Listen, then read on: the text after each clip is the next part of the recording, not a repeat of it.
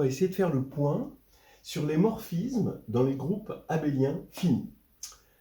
Pour les amateurs de Gaston, on va appeler ça la saga des gaffes. Alors le but, en fait, c'est, bon, on le fera en 2 vidéos, hein, pour que ce soit digeste, c'est de corriger cet exercice. Quels sont les automorphismes des groupes suivants? Z sur 2Z croix Z sur 4Z et Z sur 2Z croix Z sur 6Z.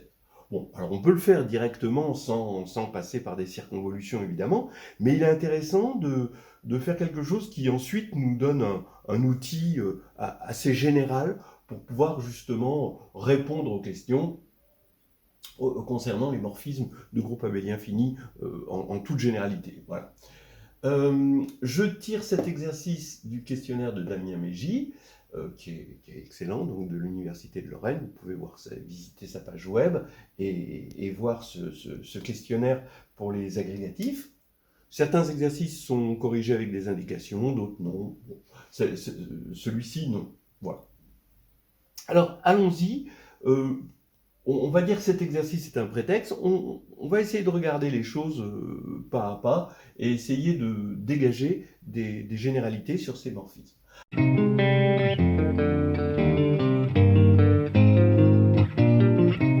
La première chose à savoir, c'est cette proposition. Si H et G sont 2 groupes finis, alors attention, ils sont finis, on n'a même pas besoin d'avoir l'abélianité ici. Et si l'ordre des groupes sont premiers entre eux, alors l'ensemble des homomorphismes de H dans G est trivial. Bien, ça c'est assez clair. La preuve, c'est que si on prend phi dans homme de HG, eh bien im phi va avoir 2 interprétations. Une interprétation, c'est que c'est un sous-groupe de G, bien sûr, et une autre interprétation, c'est qu'il est isomorphe à un groupe quotient de H. Voilà, d'après l'isomorphisme canonique que tout le monde doit bien connaître. Donc ça veut dire ici, par Lagrange, que im phi en cardinal divise le cardinal de G, voilà, et que im phi en cardinal divise aussi le cardinal de H. Donc il divise le cardinal du PGCD, ce qui fait que, comme ils sont premiers entre eux, ils divisent 1, et donc phi est forcément trivial. Voilà. Bon, donc ça, c'est quelque chose d'assez général, et on reviendra dessus, on en aura besoin. Bien, alors là maintenant, on va revenir à ce qui nous intéresse, c'est-à-dire les groupes abéliens finis. Et la particule élémentaire des groupes abéliens finis sont les groupes cycliques. Ça, c'est le théorème de structure. Alors, allons-y, on a une proposition qui va faire que on va regarder les particules élémentaires, en quelque sorte, des homomorphismes de groupes abéliens finis, c'est-à-dire les hommes de Z sur NZ, Z sur MZ. Voilà. Alors, allons-y. J'affirme que c'est isomorphe au groupe engendré par M sur le PGCD de M et N dans Z sur MZ. Alors, cet isomorphisme est décrit de la manière suivante. Phi donne tout simplement phi du générateur 1, d'accord, la classe de 1, dans Z sur NZ. Donc, phi donne phi de 1. Bien, alors, il y a quand même des choses à dire avant de démarrer. D'abord, quand je dis morphisme, ici on a une structure de groupe, oui.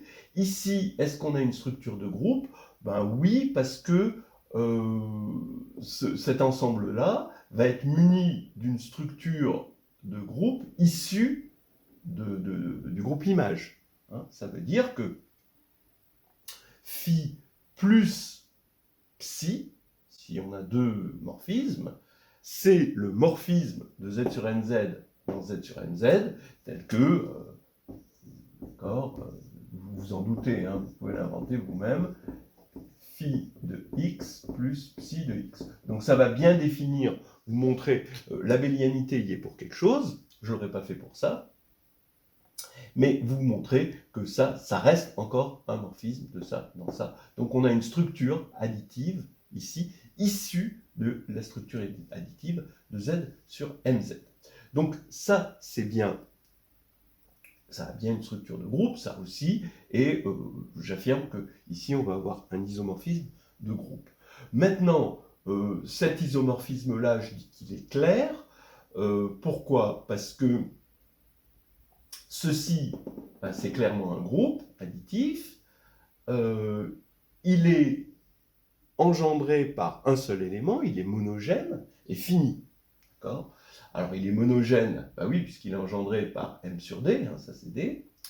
La classe de M sur D, qui est un entier, hein, évidemment, là-dedans. Donc il est monogène, et il est monogène fini, donc il est cyclique, d'accord, c'est bien connu. Et combien il y a d'éléments? Ben, forcément, il va y avoir M sur D, donc il va y avoir 0, M sur D, 2M sur D, 3M sur D, etc., jusqu'à D-1 M sur D, parce que DM sur D, ça va faire M, d'accord, et M, ça fait 0, on a rebouclé. Donc, il est cyclique à D éléments, donc c'est forcément le groupe Z sur DZ à isomorphisme près. Voilà, bon, donc une fois ces petits préliminaires exprimés, on va prouver donc qu'on a bien un isomorphisme. Alors, d'abord, il faut montrer que c'est bien défini. Donc, j'ai posé D, le PGCD de M et N, et pour montrer que phi de 1, donc phi de 1, a priori, en soi, il est bien défini, mais est-ce qu'il est là-dedans? Donc, il faut montrer que c'est un multiple de M sur D. Ben, il suffit, on va voir qu'il suffit de montrer qu'il est annulé par D. Donc, on va déjà montrer qu'il est annulé par D. Hein. Donc, on va regarder D phi de 1 bar. Donc, je peux rentrer le D parce que phi est un morphisme. Ça fait phi de D bar. Mais D, par besoin, il est de la forme UM plus VN. Donc, c'est un bar. Alors, attention, ce bar, il est modulo N. Mais cet élément-là, il est modulo M. Donc, il faut jongler un petit peu avec ça. Hein. Donc maintenant, comme ce bar est modulo n, ben n disparaît, il ne reste plus que um. Maintenant, ça, c'est u ajouté m fois. Comme on a un morphisme additif, je peux dire que c'est phi de u ajouté m fois. Donc je sors le n ici. Alors c'est bizarre ce côté groupe additif qui devient multiplicatif. C'est quelque chose de typique des entiers. On a m phi de u. Et donc, comme on est dans Z sur MZ, hein, ça fait 0. Voilà, donc ici, on a quelque chose ce phi de 1 bar est annulé par D dans un premier temps. Maintenant, dans un deuxième temps, bah, ça devrait être connu, mais on va le démontrer, que les éléments annulés par D divisant M dans Z sur MZ, bah, c'est exactement ces éléments-là. Bah, pourquoi? Parce que bah, du coup, je vais pouvoir relever, donc phi de 1 bar, il est dans Z sur MZ, ça c'est dans Z sur MZ, je vais relever dans Z, donc je vais mettre un tilde pour dire que j'ai pris un représentant, donc on a D phi de 1 bar tilde, bah, forcément qui est multiple de M, puisqu'il valait 0 modulo M, d'accord? Et maintenant je divise ici par D.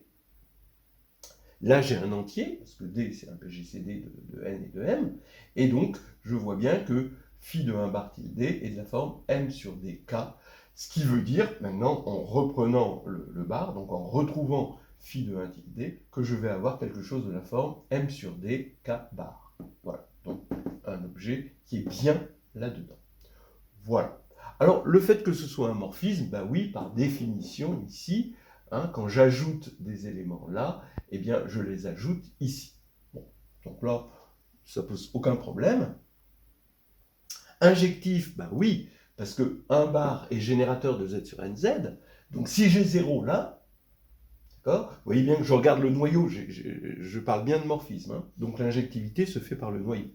Donc ici, si j'ai 0 là, bah, si phi de 1 bar est égal à 0, bah, phi de k bar va être égal à k fois 0, donc 0 aussi. Donc le noyau est nul et on a l'injectivité très facilement. La surjectivité est un peu plus difficile, on va la faire par passage au quotient. Donc est-ce que c'est surjectif? Donc je pars d'un élément de cette forme, d'accord, et je cherche phi tel que phi de 1 bar. Hein, il faut construire un phi tel que phi de 1 bar est égal à ça. Et là, on a gagné. Bien. Il faut que ce soit un morphisme, bien sûr. Alors ça, les constructions de morphisme, à partir de Z, c'est très facile, mais à partir de Z sur NZ, il y a des choses à vérifier, et c'est les théorèmes de Noether, le passage au quotient, qui nous aident à faire ça. Alors regardons, on va partir de Z, et là, je construis un morphisme de Z dans Z sur NZ qui à X associe, alors X est entier, hein, M sur D X K bar, voilà. Bon, j'ai bien d'abord c'est bien un morphisme, hein, vous vérifiez, additif, c'est évident, et j'ai bien que 1 va aller sur M sur D K bar, ici, et il faut que je vérifie qu'il passe au quotient, c'est-à-dire que N va vers 0. Ben oui, mais si je regarde phi tilde, je l'ai appelé phi tilde de N, ici ça va faire M sur D fois N, mais D divise N, puisque D c'est le PGCD de M et N, et donc j'ai une simplification, et il va me rester un certain K' ici, avec K, donc je vais avoir un multiple de M là, et donc comme on est dans Z sur MZ, eh ben, ça fait 0. Donc N est bien dans le noyau, NZ est bien inclus dans le noyau, et on a passage au quotient, ce qui fait qu'on récupère un morphisme ici, d'accord, par théorème de Noether, qui a 1 bar, va bien aller sur M sur D, K bar. Voilà. Donc, on a montré ces petites particules élémentaires. On va essayer d'aller maintenant un petit peu plus loin pour voir comment les choses, ici, se composent. Vous voyez qu'on va avoir des groupes d'automorphismes. Il faut comprendre des groupes d'automorphismes, et donc il faut comprendre des compositions dans ces objets-là. Voilà. Et c'est ça qu'on va essayer de faire dans un deuxième temps, avant d'attaquer dans une autre vidéo cet exercice.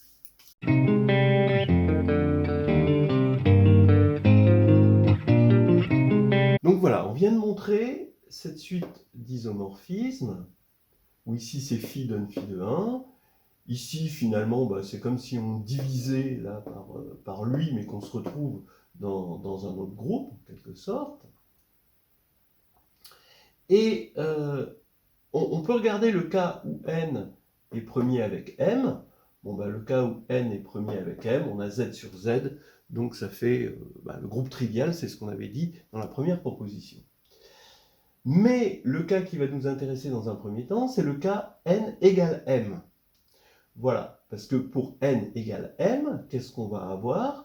On va avoir tout simplement le PGCD de n et de n, c'est n, donc on va avoir un isomorphisme avec z sur nz. Et comme ici on a 1, on n'a qu'à diviser par 1, donc il n'y a rien à faire.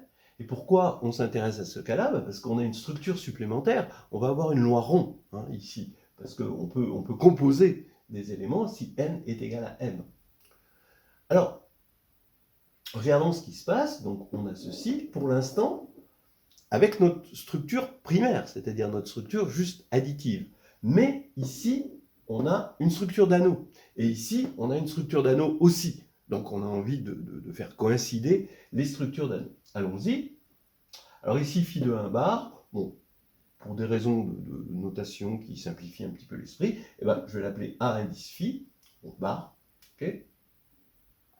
Ce qui fait que phi de k bar, c'est k phi de 1 bar, et donc c'est k a phi bar. Bien.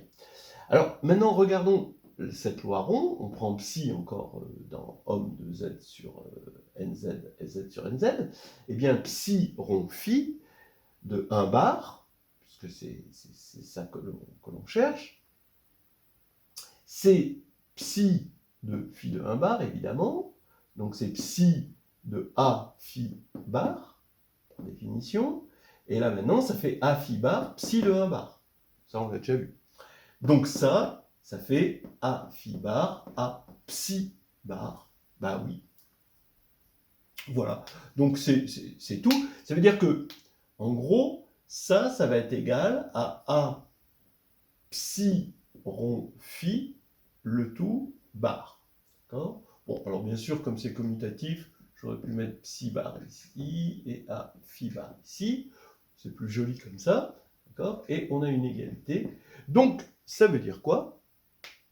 Ça veut dire maintenant qu'ici, on a bien un isomorphisme d'anneau, cette fois-ci, et d'anneau unitaire. Hein. Quand vous avez l'identité là, bah, évidemment, vous aurez 1 ici. Hein. Donc, les unités, évidemment, se correspondent. Et en particulier, parce que les questions peuvent aboutir à des problèmes non seulement d'endomorphisme, mais d'automorphisme. Ici, automorphisme, ça fait sens.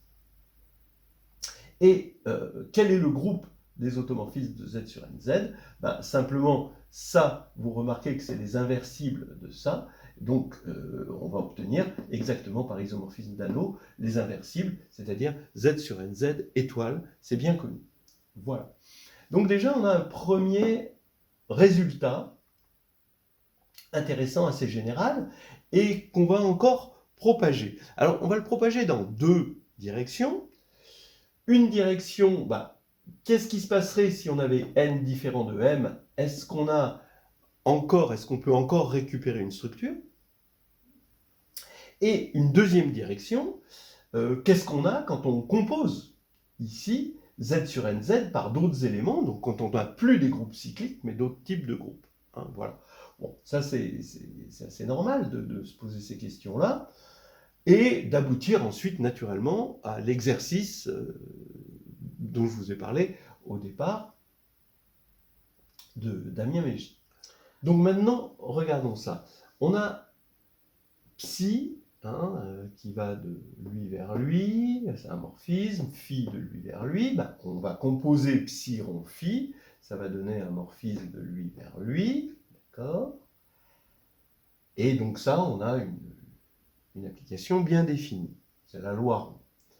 Mais maintenant, ben, par isomorphisme, d'accord, lui est isomorphe à lui, d'après ça, lui est isomorphe à lui est isomorphe à lui. Donc, ça veut dire que moralement, par ce qu'on appelle transport de structure, on va avoir une application bien définie de ça croît ça vers ça. C'est-à-dire que cet élément, on regarde son correspondant, cet élément, on regarde son correspondant, et ensuite on compose ici, et on regarde son correspondant, ça nous fait bien une application. Et on peut aller de là à là, parce qu'on n'a que des bijections. Hein. Alors, on voudrait savoir maintenant quelle est la description de cette opération-là, de cette application, hein, directement, en termes de... Donc c'est amusant quand même, hein, on a quand même eu quelque chose d'intéressant, ça vaut le coup de le regarder. Ici, je vais appeler K bar un élément ici, K seconde bar un élément ici. Qu'est-ce que j'obtiens ici, naturellement, grâce à ce transport de structure de la loi rond? Bien, alors, je vais regarder K bar là-dedans. K bar, il correspond en fait à K dans Z. Et là-dedans, en tant que... Alors lui, ça va être psi de 1. Psi de 1, ça va être L sur PGCD de ML fois K. Voilà. Pareil, ici, je vais récupérer un élément en multipliant par M sur PGCD de NM, fois K'. Et quand je vais faire la composition, de la même manière, avec le même calcul ici, en fait, ça va correspondre à une multiplication. Donc, je multiplie les deux. Et ce que je vais obtenir ici, c'est pas tout à fait K seconde, mais évidemment, c'est psi rond phi de 1. C'est-à-dire, c'est L sur PGCD de NL, K seconde. Donc, ce qui veut dire que K seconde, alors on simplifie par L, hein, on multiplie. Bon, il faut faire confiance que cet objet-là va être un entier, hein, mais ça c'est facile.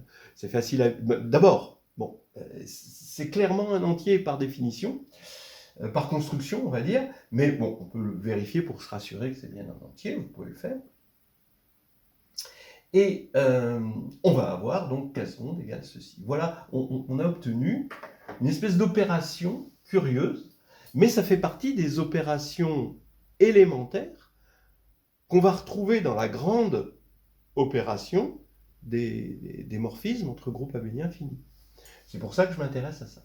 Maintenant, à partir de là, il y a une seconde approche, c'est je veux garder des endomorphismes, mais de choses un petit peu plus, donc endo, dans le sens, on a les mêmes éléments là et là, mais dans un cadre un peu plus général. Alors, dans un premier temps, on va regarder ce qui se passe quand on a ici le groupe Z sur NZ puissance S, et ici aussi le groupe Z sur NZ puissance S.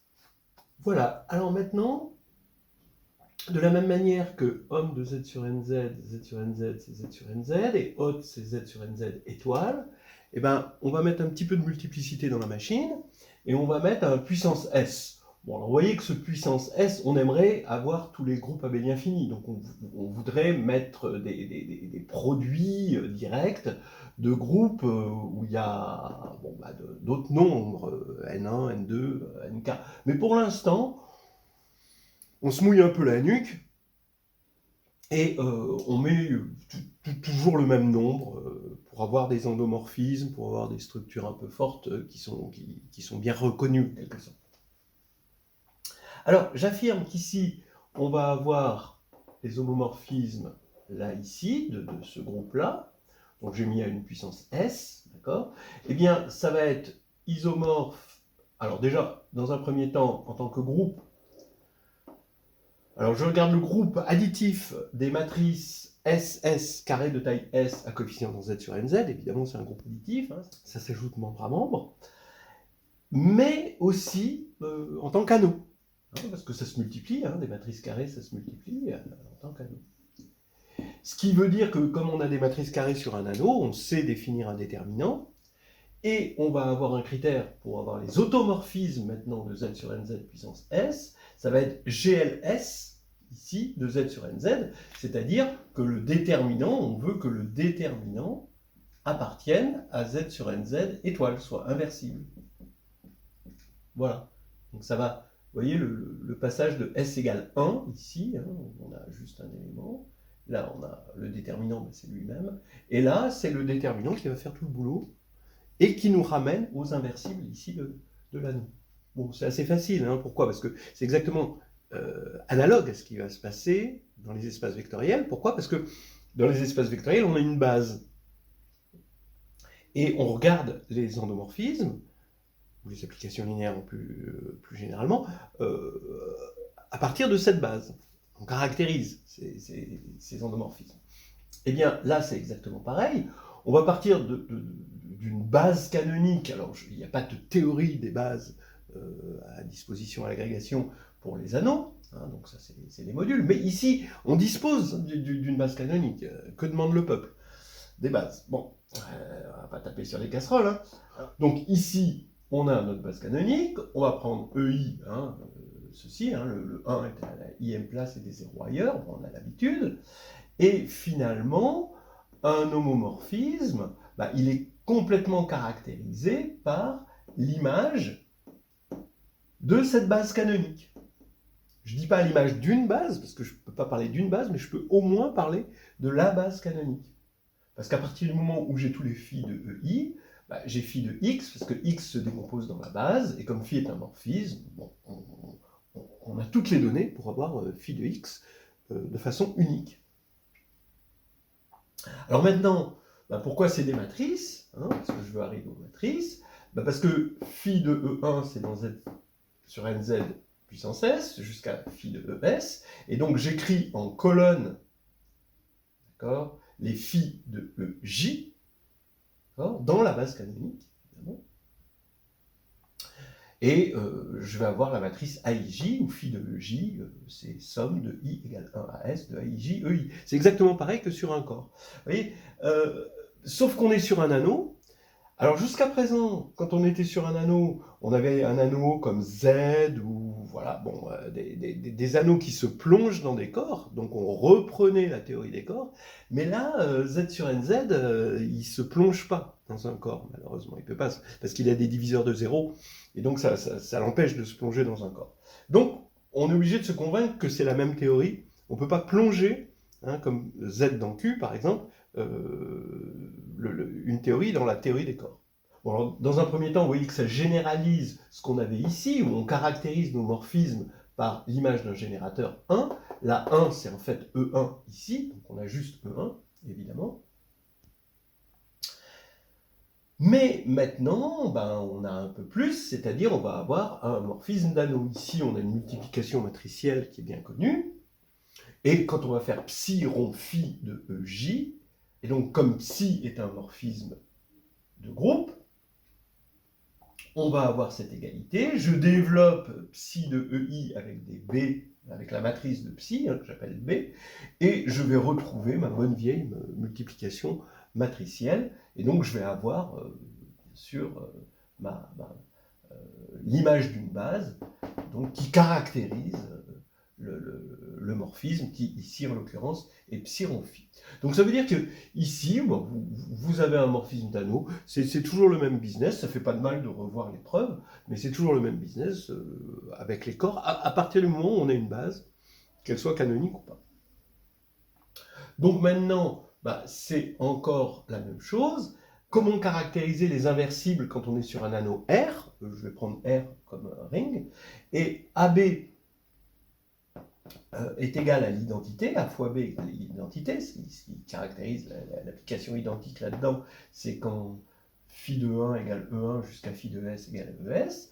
Eh bien, ça, si j'ai ça, bah, j'ai encore le déterminant. Alors, je connais la théorie des déterminants sur un anneau. Vous pouvez faire la théorie des déterminants complètement sur un anneau. Donc, je vais avoir det de A fois det de B égale det de IS, donc égale 1, ce qui va faire que det de A est un inversible. Et réciproquement, si det de A est un inversible de l'anneau, eh bien, j'ai la transposée de la comatrice fois, puisqu'il est inversible, je peux l'inverser, et je reste dans l'anneau, et ça va être mon A-1 dans l'anneau. Donc ici, on a bien que les automorphismes ici correspondent, donc les inversibles ici, correspondent aux inversibles, c'est-à-dire ici aux éléments de déterminants inversibles. Voilà, alors dans une prochaine vidéo, on va résoudre les exercices d'Agnamégie. On verra que avec ces deux cas particuliers, on arrive à se faire une bonne idée d'une généralisation qu'on ne démontrera pas, parce que c'est pas la peine de démontrer tout une fois qu'on est convaincu. Et voilà, ce sera la suite et la fin de la saga des gaffes.